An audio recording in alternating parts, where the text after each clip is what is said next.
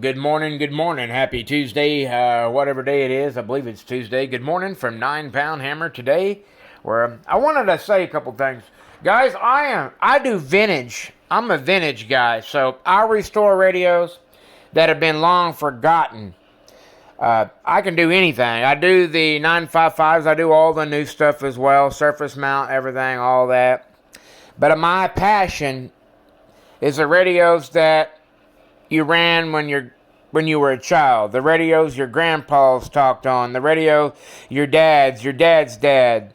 I love to restore stuff like this. These are personally my favorite radio.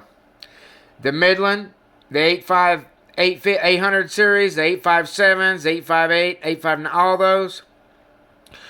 This one was one of my favorites. It was on an 8-in Ford tractor that my grandpa had when I was a child, so this radio means a lot to me. I've always loved these radios. Anyways, this radio's got no audio, no modulation. We got it on the dummy load. We see it's it's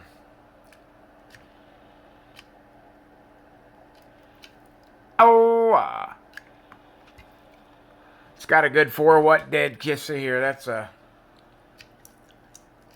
Let me set this thing here for you. So we are on a dummy load, so everything's perfect. And I'm going the wrong way here. Okay, I need to put a little bit more on it. A little tad bit more. Okay, we're set. I built this antenna, by the way. As you can see, there's 4-watt RMS carrier, because the radio's stock.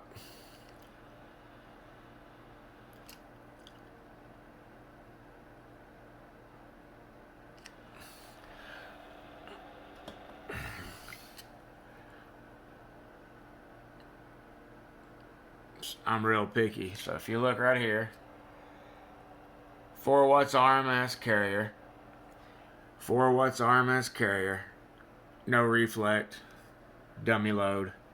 4 watts continuous. No modulation. 4 watts continuous. Dummy load. 4 watts continuous. Dummy load. Everything reads perfect, guys. My station is spectacularly tuned. Just saying. So, and the dummy load, everything's perfect. 4 watts. 4 watts. Anyways, we're going to get the audio back in this duck plucker. Of course, we're on the dummy load. You're not going to hear no. Let's get you some ears. So now we're on my flat side antenna. I had a local give me this old box, and switch box. And it's made by Ascom. It's a really good company, so I use it. It actually works well, so I use it. I can tell you what the problem is on the radio, guys. These radios, you see stuff like this, it's got to come out. But the radio just is old. So what I'll do is I'll recap it, and then the audio I see here. But we'll get it working. It's got glue everywhere. And this stuff's conductive, guys, and it will short a radio out faster than anything. Take your audio right out. It does it on about half these old radios I work on. So we'll come here. Obviously, you see your oscillator circuit. Local oscillator circuit here. We want to clean all that stuff out. But yeah, we're going to get our modulation back on this radio here, and then we'll put it on the stack of our Midland vintage radios. Got a thermal crystal. Let's see here.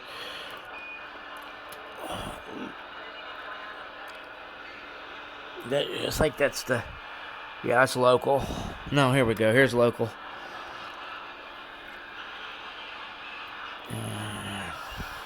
Anyways, I love old stuff, and I wanted to show this old.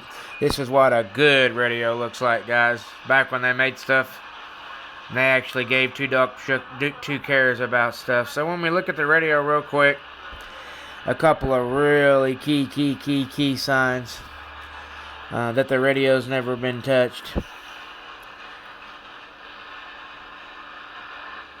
As you can see, it's never had a soldering gun in it.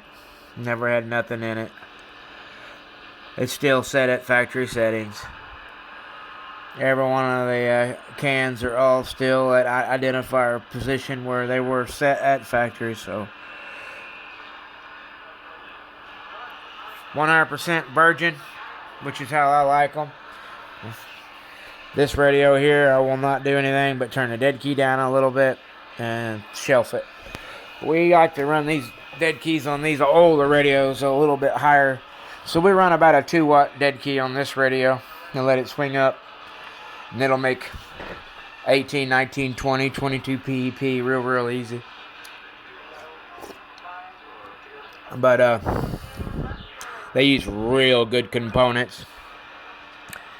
They run a 1306s is what they use on these they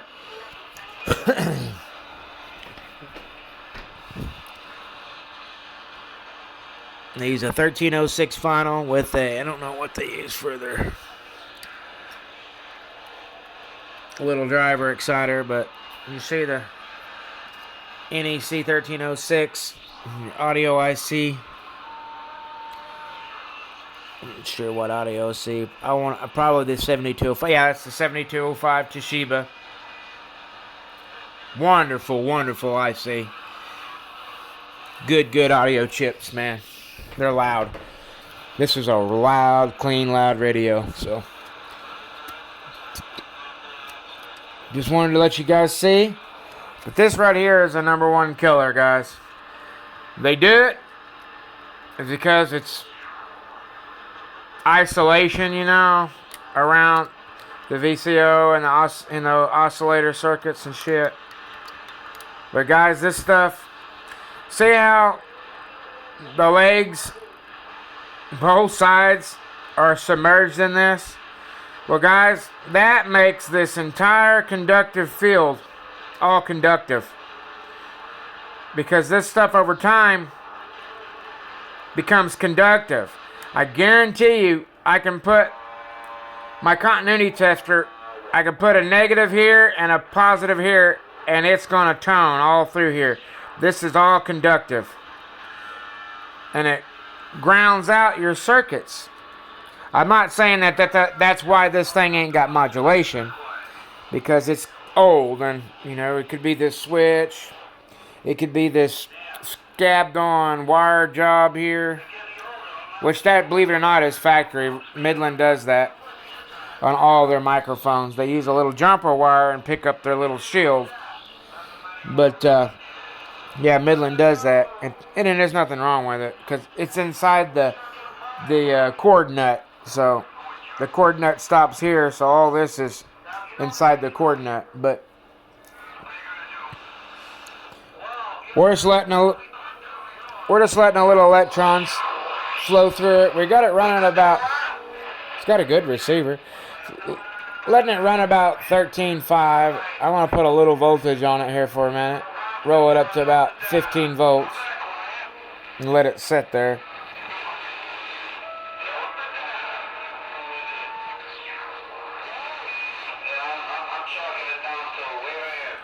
Sounds good.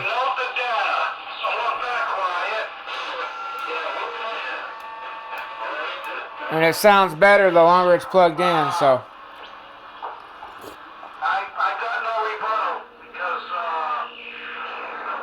I built this antenna. I'll take you out and show it to you a while back. Man, it works really good. It's not noisy. This little radio works well. A buddy of mine over in one of my local towns, well, Fort Gibson,